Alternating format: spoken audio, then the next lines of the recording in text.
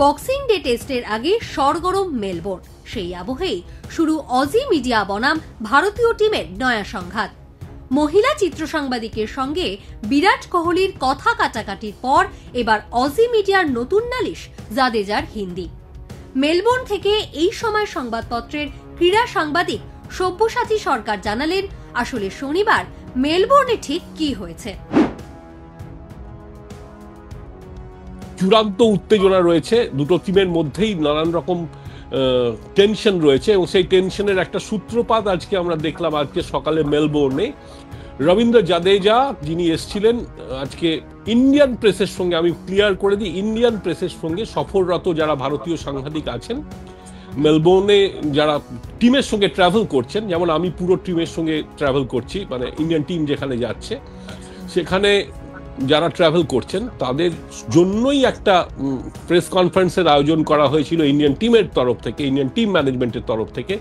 সেখানে কোথাও অস্ট্রেলিয়ান মিডিয়াকে ডাকা হয়নি, কিন্তু সেটা যেহেতু ইমেল মারফত তাদের কাছে পৌঁছেছিল, তাই জন্য তারা আজকে এমসিজিতে একেবারে খোলা মাঠের মধ্যে প্রেস কনফারেন্স আয়োজিত হয়েছিল এবং অস্ট্রেলিয়ান মিডিয়া চ্যানেল 7 যারা এখানকার বিখ্যাত চ্যানেল, স্পোর্টস চ্যানেল, এবং তারা এসেছিলেন এবং তাদের ক্যামেরাম্যানরাও এসেছিলেন। এবং রবীন্দ্র জাদেজা, তিনি হিন্দিতে অনেক বেশি স্বচ্ছন্দ, তিনি প্রশ্নগুলো যেহেতু ইন্ডিয়ান মিডিয়ার থেকে করা হয়েছিল, রবীন্দ্র জাদেজা হিন্দিতেই উত্তর দিয়েছিলেন। এবং তারপরে আমি তার আগে ছোট্ট করে বলে নিই, যখন এটা ইন্ডিয়ান মিডিয়ার জন্য আয়োজিত তখন ক্রিকেট অস্ট্রেলিয়ার পক্ষ থেকে সেখানে সাংবাদিকদের আসার কথা নয়। তারা এসেছিলেন কারণ তারা অনেকটাই ইন্ডিয়ান টিম ম্যানেজমেন্টের বক্তব্য, তাদের নেমন্তন্ন করা হয়নি। ঠিক একইভাবে অস্ট্রেলিয়ান টিম ম্যানেজমেন্ট গতকাল যে টিম অ্যানাউন্স করেছে বক্সিং ডে টেস্টের জন্য, সেখানে কিন্তু আমরা ভারতীয় সাংবাদিকরা নিমন্ত্রিত ছিলাম না, কাজেই আমরা সেখানে যাইও নি, আমাদের ইনভিটেশন ছিল না।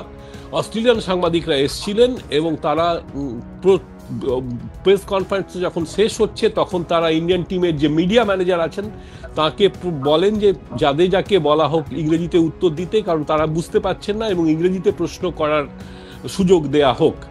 তখন ইন্ডিয়ান মিডিয়া ম্যানেজার বলেন যে এই প্রেস কনফারেন্স আয়োজিত হয়েছে শুধু ভারতীয় সাংবাদিকদের জন্য এবং টিম বাস ওয়েট করছে, 15 মিনিট হয়ে গেছে, টিম বাস জাদেজার জন্য ওয়েট করছে, কাজেই আর বেশি সময় দেওয়া যাবে না। তীব্র বিতর্ক চলেছে। তারপরে অস্ট্রেলিয়ান মিডিয়ার তরফ থেকে বলা হয়েছে যে তাদের ডেকে অপমান করা হয়েছে। এই বিষয়ে ভারতীয় টিমের সমর্থনে যে তথ্য উঠে এসেছে তা হলো বিদেশে সফরের সময় ভাষাগত সমস্যা থাকে, কিন্তু ইংরেজিতেই কথা বলতে হবে এমন বাধ্যবাধকতা নেই। এ প্রসঙ্গে মেসি রোনাল্ডোর উদাহরণ দিচ্ছে ভারতীয় মিডিয়া। এই প্লেয়াররা ইংরেজি ভাষা জানলেও যে ভাষায় তারা স্বাচ্ছন্দ্য তাতেই কথা বলেন।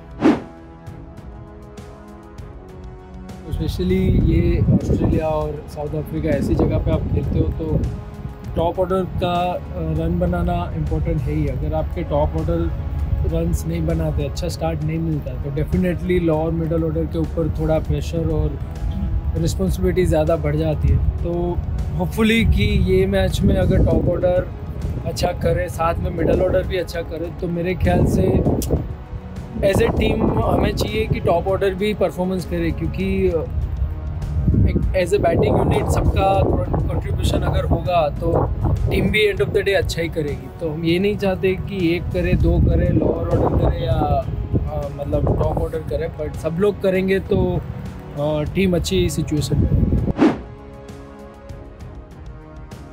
फर्स्टली एक मैं कहूँगा कि ऑन फील्ड मेंटर जैसे मेरे साथ खेला हुआ, इतने सालों से हम दोनों एज ए बॉलिंग पार्टनर एक दूसरे को मैसेज पास आउट करते रहे ग्राउंड में कि क्या मैच का सिचुएशन है, क्या बैट्समैन शॉट मारने को देखता है, क्या हम उसके अगेंस्ट प्लान कर सकते हैं। तो ये बहुत सारी चीज़ें मैं ऑब्वियसली मिस करूँगा और होपफुली मतलब ऐसा है कि इंडियन क्रिकेट को जो वो गया है उसकी जगह कोई और अच्छा बॉलर और ऑलराउंडर मिलेंगे।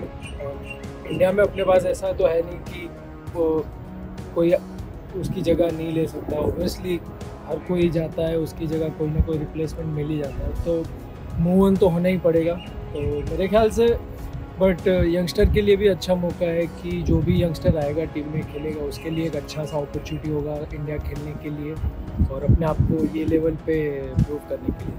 তবে মাঠে যাই হোক, বক্সিং ডে টেস্ট ম্যাচ নিয়ে দুর্গাপুজোর মতো আমেজ মেলবোর্নে। কোন দলের হাতে যাবে বর্ডার গাভাস্কর ট্রফি, তার নিষ্পত্তি হবে এখানেই। এই সময় অনলাইন।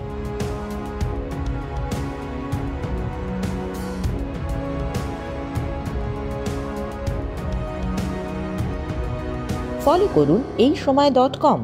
আপডেটেড ভিডিও স্টোরির জন্য সাবস্ক্রাইব করুন আমাদের ইউটিউব চ্যানেল।